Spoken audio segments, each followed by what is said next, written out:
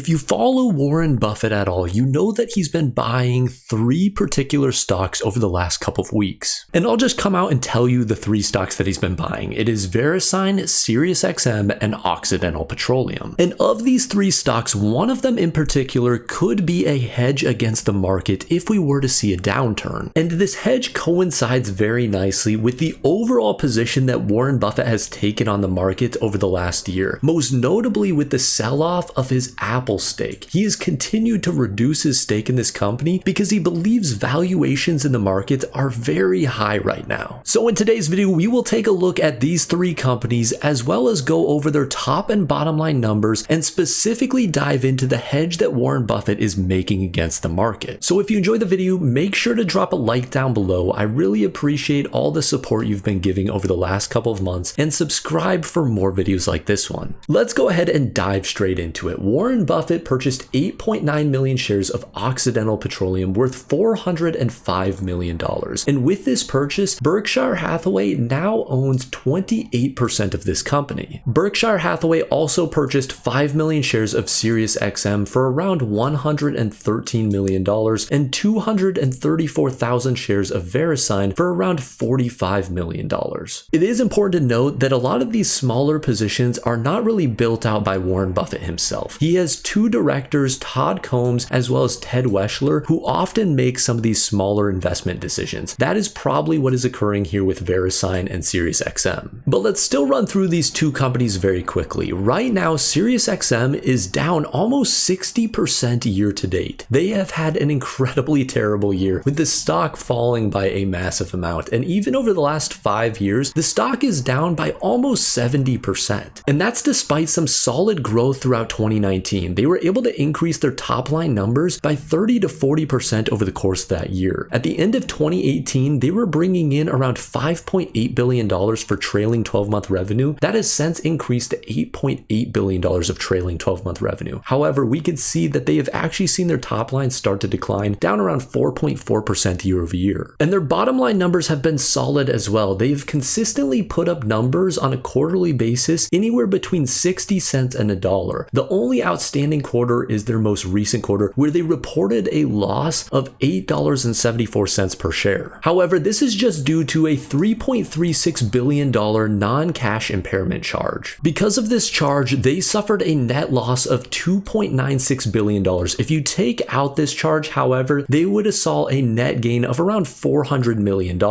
For me personally, when I look at Sirius XM, I am not a huge fan of the company. I just don't think that they are in a great market. Overall, the music market, there's so many people coming into that area. We have Spotify, you have Apple Music, everyone has a podcast that they're putting out, and everyone's competing very fiercely to try and get the most notable podcasts on their platform. I don't love this buy personally. I just don't think the company is in a great market where there's not very much competition and they really have a moat around the business. I think the moat for a lot of these companies is really the people that they have on their platforms, whether it's like Joe Rogan or whatever the podcast may be. And right now, I don't really see that for Sirius XM. The next company we have up here is Verisign, and they have a moat around their business. They basically manage .com and .net domains. Year to date, the stock is basically flat, and even over the last 5 years, the stock is basically flat. However, prior to this time period, if you look at 2019 all the way back to 2014, the stock ran up around 260%. So it's interesting that over the last 5 years, it's basically traded flat. Prior to that, however, it was seeing a lot of strong performance. And that's despite this company consistently growing their top line numbers. We have seen growth rates anywhere from 2.5% to 8.5% over the last 5 years, despite all of the challenges that we have seen over that time period. And that has resulted in a trailing 12-month revenue of $1.5 billion.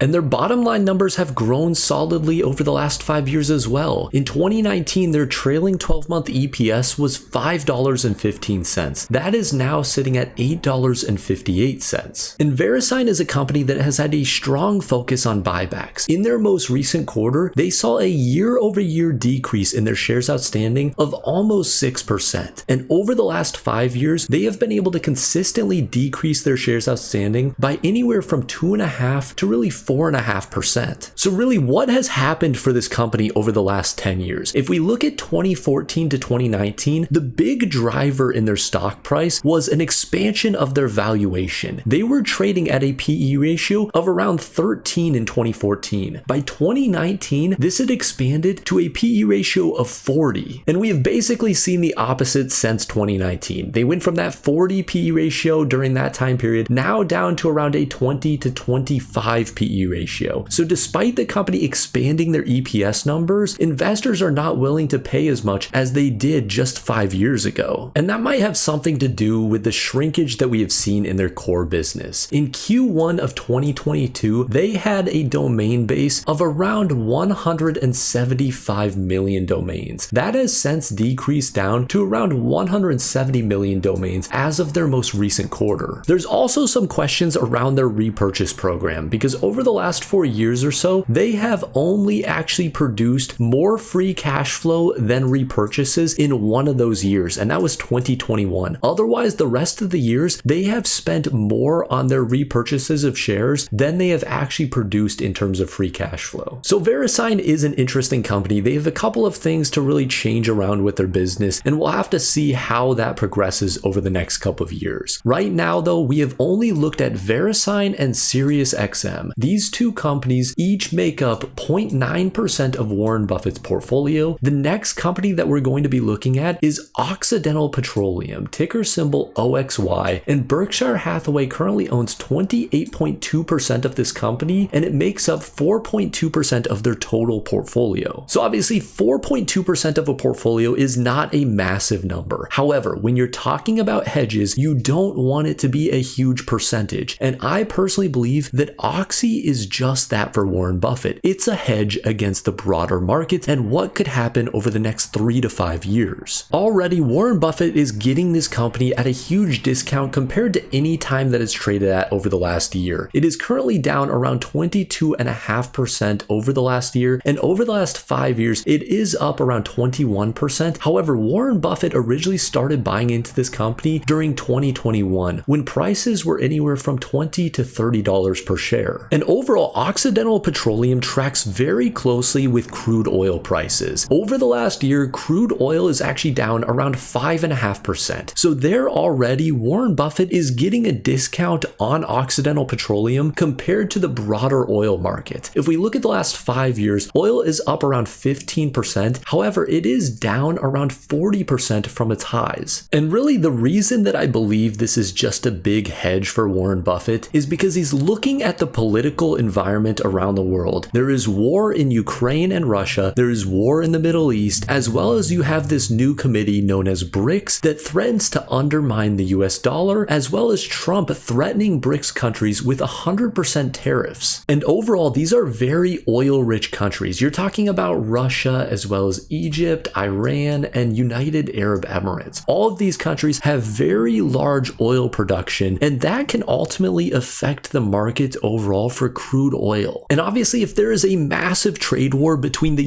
US and these countries, we could see them manipulate oil prices in various different ways. One of the most notable would be driving up oil prices to try and spur more inflation, which could ultimately lead to the Fed pulling back on some of their rate cuts, potentially even increasing interest rates, and thus affecting the broader economy in the US, as a lot of companies could pull back on spending. And despite this having a very negative effect on the broader economy, this would have a positive effect on Occidental Petroleum's top line. It's no coincidence that in June of 2022, when oil prices were sitting around $120 per barrel, that Occidental Petroleum put up one of their best top line quarters, putting up $10.7 billion.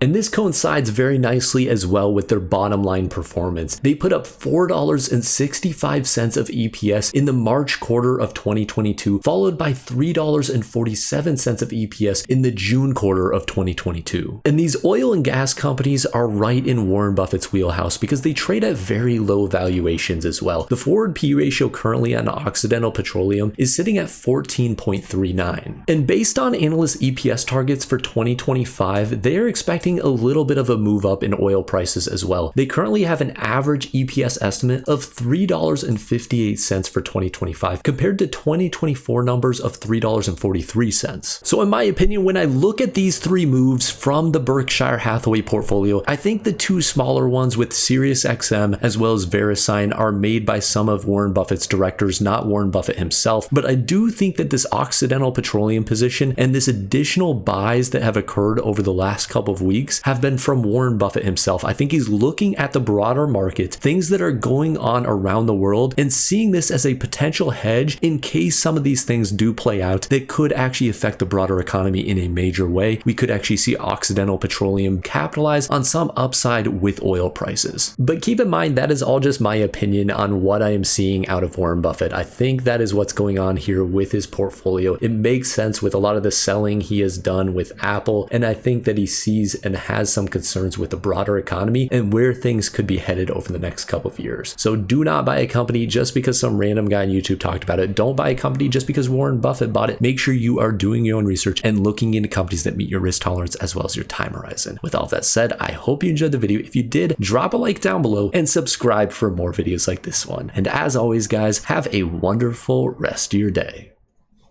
And for the joke of the day, where do snowmen keep their money? Check the comments down below for the answer. Thanks for watching.